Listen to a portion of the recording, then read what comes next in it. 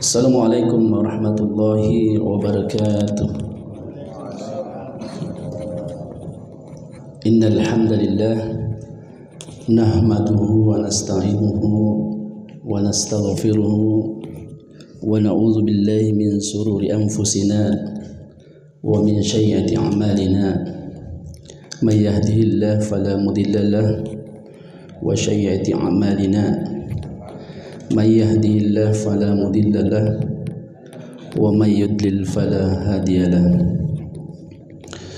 Asyhadu an la ilaha illallah wahdahu la syarika lah wa asyhadu anna Muhammadan abduhu wa rasuluh.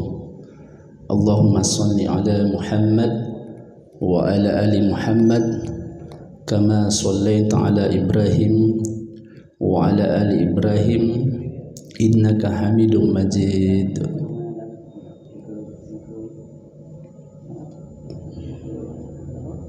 Ya ayyuhalladzina amanu taqullaha haqqa tuqatih wa la tamutunna illa wa antum muslimun. Wa qala Rasulullah sallallahu alaihi wasallam ittaqullaha haqqa tuqatih wa la tamutunna illa wa antum muslimun. Qala Allah Ta'ala fil Quran. Jamaah subuh yang dimuliakan oleh Allah Subhanahu wa taala, mari kita kembali bermunajat kepada Allah Subhanahu wa taala, karena pada subuh hari ini kita masih bisa melaksanakan sholat subuh secara berjamaah. Kita masih diberi kesehatan, kekuatan. Ini artinya kita telah berhasil menundukkan hawa nafsu kita untuk senantiasa melangkahkan kaki kita menuju ke masjid tercinta ini untuk selalu melaksanakan sholat wajib. Salah satu kewajiban kita yaitu sholat subuh secara berjamaah.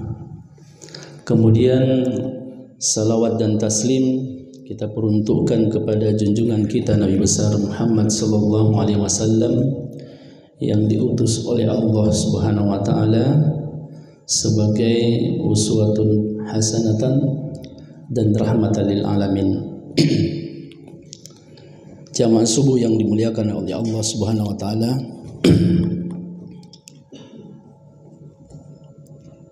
pada kesempatan ini semalam dihubungi oleh Pak Amir, itu judulnya tentang bagaimana kita menundukkan hawa nafsu untuk menuju ketaatan kepada Allah Subhanahu wa taala. Para ulama ini sudah sepakat bahwa hawa nafsu ini merupakan penghalang hati untuk menuju Allah Subhanahu wa taala. Karena hawa nafsu itu seringkali menyuruh kepada sifat durhaka dan mengutamakan kehidupan dunia daripada kehidupan di akhirat nanti. Allah Subhanahu wa taala berfirman dalam surah An-Nasiyat ayat 71, fa amma man tagha wa asaral hayatad dunya fa innal jahima hiyal ma'wa wa amma man khafa maqama rabbih wa nahan nafsa anil hawa fa innal jannata hiyal ma'wa. Orang yang melampaui batas ini dan lebih mengutamakan kehidupan dunia, maka ini hawa nafsu Pak ya, maka sungguh nerakalah tempatnya. Dan adapun orang-orang yang takut kepada kebesaran Rabbnya dan menahan diri dari hawa nafsu itu, maka sungguh ia adalah penghuni surga nantinya.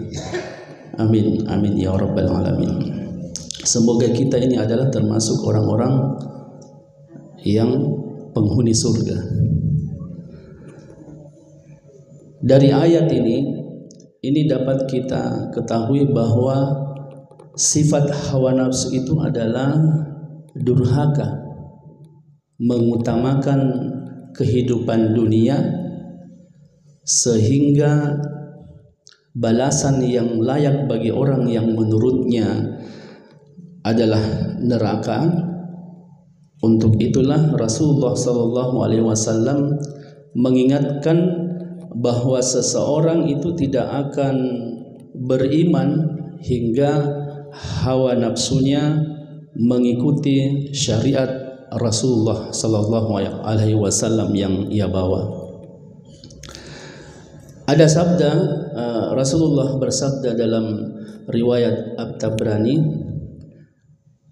la yu'minu ahadukum hatta yakuna hawahu taba'an lima ji'tu bih.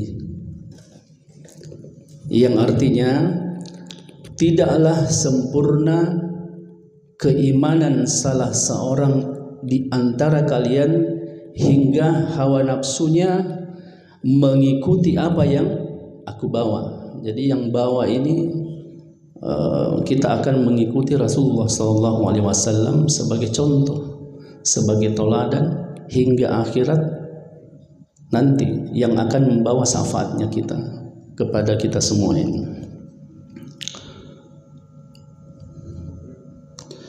Jadi hakikat hawa nafsu itu dan sifat nafsu itu ada beberapa yang saya sampaikan.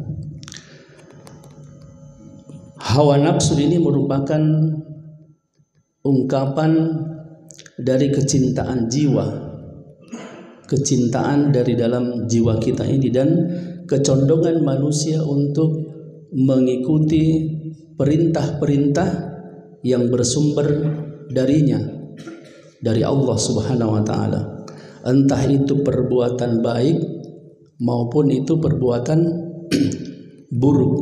Jadi sebaliknya ya. Hal ini dikuatkan oleh Imam Ibnu Al-Qayyim dalam kitabnya Raudatul Muhibbin tentang, ini saya sebutkan ya, tentang hawa nafsu itu adalah kecondongan jiwa, kecondongan jiwa kepada sesuatu yang selaras dengan keinginannya. Jadi ada biasanya itu, kalau misalnya kita melihat tetangga di sebelah beli mobil, mau juga kita. Hawa nafsu ini yang sering melihat tetangga kita mau beli mobil, mau beli pesawat, mau juga. Akibatnya apa? Akibatnya dia pinjam. Nah, ini juga salah satu penyakit. Apakah salahnya kalau kita sederhana melihat orang itu, kalau misalnya dia beli mobil, oh iya, dia alhamdulillah dia sudah bisa membeli mobil. Itu artinya kita cukup alhamdulillah saja. Kalaupun misalnya sudah ada dana untuk membeli sesuatu itu, ya mari kita mengumpulkan itu untuk membeli sesuatu. Jangan dengan hawa nafsu, saya mau ambil kredit di bank deh. Padahal kalau kita beli sekarang mobil itu semakin hari semakin naik, tinggi terus, tidak pernah turun harganya. Kalau mau diikuti hawa nafsu kita itu, mobil itu berubah-ubah modelnya. Nah, inilah hawa nafsu yang perlu kita kendalikan. Nah, oleh karenanya, meskipun hawa nafsu ini memiliki kecondongan pada perbuatan durhaka, Pak Irfan ya, kecondongan hawa nafsu untuk membawa kita durhaka seperti yang dibangun di CPI itu durhaka itu. M-Club dibangun Masjid Kuba, di sebelah kirinya ada tempat yang enak-enak, Kalau kita masuk di situ. Jadi yang mau jalan ke kanan menuju ke Masjid 99 Kubah. Yang mau ke kiri ya masuk ke situ, M Club. Super Club. Nah ini West. Ya, sebenarnya ini bukan cuma itu yang besar, sebenarnya banyak yang seperti itu di Makassar. Cuma orang ini yang pengacara ini yang selalu menyampaikan ke medsos.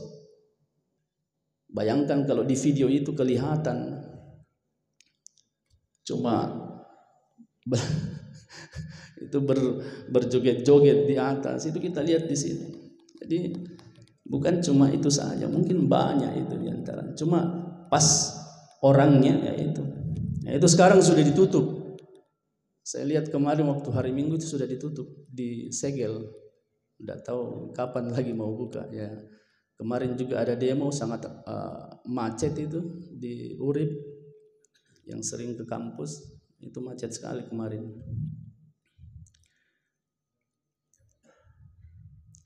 Namun sejatinya itu kata nafsu sendiri itu memiliki tiga sifat. Pernah disampaikan oleh Pak Kiai ini, Kiai Kurdi. Jadi tidak apa-apa saya mengulang kembali. Itu ada nafsu mutmainnah. Nafsu mutmainnah ini nafsu yang tenang dengan berzikir kepada Allah Subhanahu wa taala. Jadi rindu berjumpa kepadanya dan ingin terus mendekatkan diri kepada Allah Subhanahu wa taala. Ini nafsu mutmainnah. Jadi dalam surah Al-Fajr itu ayat 27, ya ayyuhan nafsul mutmainnah irji'i ila rabbika radiyatan mardiyah. Rabbiki radiyatan mardiyah. Radiyatan mardiyah. Wahai nafsu mutmainnah, kembalilah kepada Rabbmu dengan hati yang ridho dan diridhoinya. Jadi kita ini manusia kembali ke ridhoi, kembali kepada Allah Subhanahu wa taala.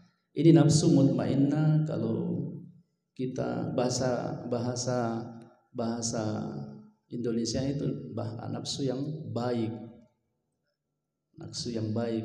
Seperti kemarin itu di meja lapangan itu ada salah seorang teman kita sangat senang itu mempunyai nafsu untuk memenangkan tenis meja itu bersama pelatih. Bayangkan pelatih dikalahkan. Jadi sudah senang itu. Senang sekali. Ini namanya nafsu mutmainnah. Kira-kira ada di mana dia itu? Pak Sadidi tidak ada ini. Kemudian yang kedua ini sekedar prolog saja, pengantar untuk masuk pada diskusi kita, Bapak Ibu. Kedua nafsu lawwamah. Ya, sudah disampaikan juga ini sama Pak Kiai. Ada Pak Kiai Haji Kurdi. Nafsu lawwamah ini adalah nafsu yang selalu berubah-ubah. Kadang dia dari sholatnya dulu lah. Misalnya dia mau bangun sholat subuh, kadang itu hari kemarin sangat gencar, telaten dia mengerjakan ibadah itu. Tiba-tiba lagi hari esok mundur lagi, turun lagi semangatnya untuk melakukan ibadah. Alhamdulillah ini saya setelah bulan Ramadan itu setiap hari saya canamkan itu. Setiap hari setelah sholat itu saya akan membaca Al-Quran 2 halaman. Sampai sekarang Alhamdulillah. Jadi setiap sebulan itu saya tamat. Ya mungkin ada yang lebih dari itu. Mungkin sehari itu bisa 1 juz 1 hari. Bisa langsung membaca. Tapi kalau saya lebih nyaman memang kalau setelah sholat kita baca 2 lembar dengan artinya. Alon-alon. Jadi kita mengetahui artinya. Jadi sampai 1 hari itu 1 juz kita bisa menyelesaikan. 5 kali 10, 5 kali berapa? 5 kali 2 itu 10. Sudah 1 juz. Alhamdulillah, ini nafsu lawamah. Nafsu yang selalu berubah-ubah keadaannya. Kadang ia ridho dan kadang ia khianat. Terkait nafsu ini, Allah Subhanahu wa taala dalam Quran di Al-Qiyamah ayat 2, wala uqsimu bin nafsil lawamah. Ini, dan aku bersumpah dari nafsu lawamah ini, jiwa kita itu selalu menyesali dirinya sendiri apa yang ia perbuat. Jadi kita selalu dalam melakukan perbuatan itu harus menyesali kalau dia menjurus ke maksiat. Ya banyak maksiat ya, maksiat apa saja. Bukan cuma menahan mata juga itu maksiat. Kalau misalnya kita tiba-tiba kita lari-lari di CPI di sana, itu banyak perempuan yang lari setengah seksi. Jadi jangan kita melihat dilihat satu kali tidak apa-apa, tapi langsung tundukkan kepala kita. Kalau matanya melotot begini, sampai dia hilang di sudut jalan itu baru ia berpaling juga. Itu sudah nafsu, itu sudah muncul nafsu dalam dirinya. Dinikmati. Ya. Kemudian itu dalam surah Al-Qiyamah ya. Jadi ini bahwa menerangkan bahwa dirinya sendiri karena ia sering ragu-ragu, menyalahkan dan tidak berada dalam satu keadaan, juga karena ia mencela pemiliknya setelah ia meninggal apa yang telah dilakukannya. Jadi hati-hati, jangan sampai ini kita sudah berumur, kalau saya umurnya 49 sama Pak Irfan satu letting. Jadi 49, 75 juga ya Pak Irfan ya? 75, saya juga 75. Jadi kalau kita gunakan hari-harinya kita untuk bermaksiat, hawa nafsu ini, auzubillahi. Jadi kita harus memang segera untuk menghilangkan dari diri kita itu hawa nafsu kita itu.